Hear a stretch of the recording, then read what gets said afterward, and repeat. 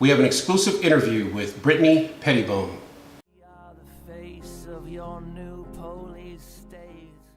Oh, again, welcome to the Charles Carroll Society. We are here with Brittany Pettibone. Welcome to our little YouTube channel we've got going on. Thanks so much. It's a pleasure to be here. Thank you very much for stopping by. Brittany Pettibone was born in 1992 in California. She's a writer, a conservative political activist.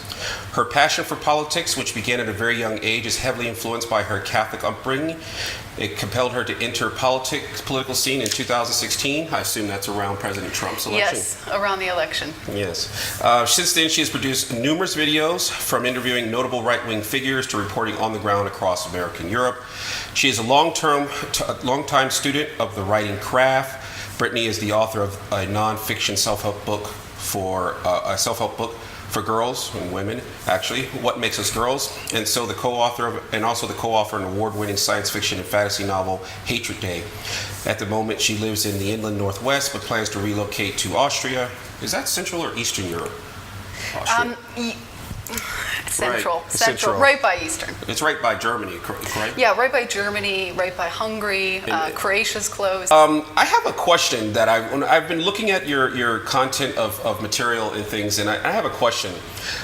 First of all, tell us a little bit about yourself. Most people who are going to see the video know you, but if you could spend a little seconds on telling us about yourself, and then tell me, why in the world did you put yourself out there on social media? And would you do it again if you had to do it all over again? I absolutely would do it again, but I might be more reluctant. It might take me longer to actually come out and start doing it, because I think seeing all that I have had to go through, if I had to see that all in front of me, it would probably, maybe it would be too overwhelming and I actually wouldn't do it. But kind of having it happen incrementally was a lot better, because then you have time to kind of regain your strength, get back up on the horse, and then go at it again. But the reason I started was I actually just started on Twitter for a few months. That's mainly what I did, and I was really shy at that point. Actually, I wouldn't say shy. I would say just introverted. I didn't like putting myself out there. I liked being very private. So that's, I think, why I chose to be a writer. I didn't really want myself out there, but rather my work. So that kind of eased me into it, being on Twitter, and then I saw that a lot of other people were making YouTube videos, and I thought this is a way better medium to get the word out, because you can do it longer. You can speak longer. On Twitter, it's kind of just little notes that you put out. So you can't really explore in-depth arguments or cover, news long form or anything like that.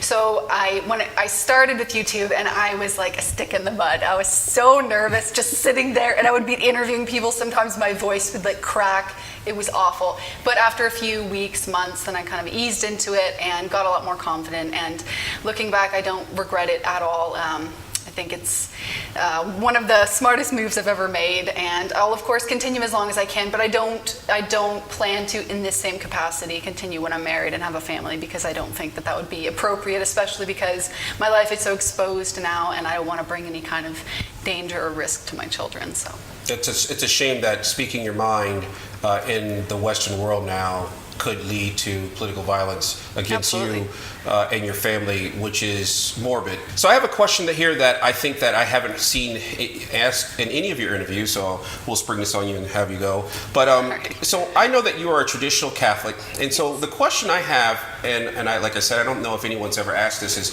does your traditional Catholic religious principles allow you to judge people based solely upon their race? Is that even part of your moral foundation that is closely held to you? No, absolutely not. That would be in direct conflict with my religion and would be considered a sin. So no, that's not allowed.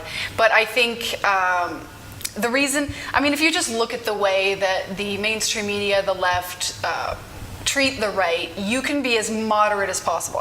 Trump, for example, they call him a white supremacist, a Nazi, fill in the blank. They call it to everybody because it's a way to just label somebody and shut them down. Be like, you don't want to hear what this person has to say because they're a Nazi, white supremacist, fascist, racist, whatever it may be. So it's their way to label you and shut you down, and even use it as an excuse to get you deplatformed as well, censored, and so on. But it's just something they use for everybody, and you see it just getting more and more ridiculous who they're calling fascist, racist. Do you remember that dark web diagram that somebody the created? Data and Society report, right. Of course. So they had 3 black commentators on there. They had Tree of Logic, who's a black police officer, and she does. I don't really know much about her. I think I've heard her name though. But what she does is whatever. But the key is and she got kicked off of Twitter because she literally was making fun of another white nationalist, and they're like, oh, that's unallowed. She's like, what? And so and then they had some black guy. He was a gamer guy. Generally, Yeah. he had made a little bit of political commentary. He's not even on the right wing, as far as I know. He's just a guy. He put up his most recent Twitter page was he was like, I'm going to powerlifting and I can't win, so he put on a wig. It was terrible, very offensive, but it was kind of funny. But it was not funny. But that's him. He's not like a political guy. He just has his opinion.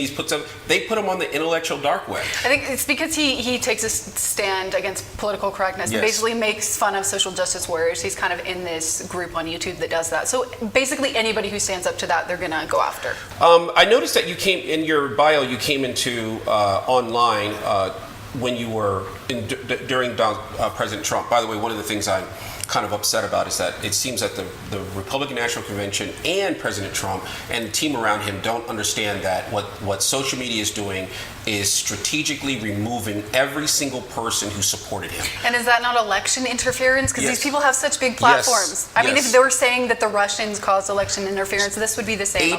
I wonder if, why did you support President Trump then, and will you support President Trump in the next election? Well, the biggest reason that I supported Trump was his stance on immigration and building the wall initially. And that I was like, finally, somebody's going to do something about this. But right now, I'll say I do still support him, but I'm very critical because I recently read that there's been more illegal immigration into the U.S. under Trump than there was under Obama. Yes. Which is absolutely disgraceful. He just raised the HB1 Yeah, visa and limit. also the fact that he's not addressing this censorship. Does he understand that the main reason he was elected, a huge help was all of the people campaigning for him on social media. All of them are getting eradicated. Not only that, but their lives destroyed because they're banned from all these platforms, their reputations, they can't really get a job anywhere else. So they have no one to turn to. And a lot of these people essentially gave up everything to get him elected. And in a way, I just feel like he's ignoring that. Like tweeting about it isn't enough for me, and it's not enough for everybody who is facing this. It's not enough for me. Okay. So here's the thing, and it's just complete hypocrisy because most of these leftists who are acting so high and mighty as if they're pure as the driven snow and have never said or done anything wrong, they're judging everybody from this moral high horse as if they all need to be banned because they did something wrong in their life. Most of these people, actually probably all of them, are guilty of doing something or saying something that they regret. But shouldn't we be able to move on from that? Like, do you expect humans to be perfect? Yeah, that's by the way, that's a whole thing and that's one of the things I think a lot of people don't have any patience for in that is that as a part of a Christian community, we believe in redemption, we believe in forgiveness, and these guys do not. Things I find strange, for I know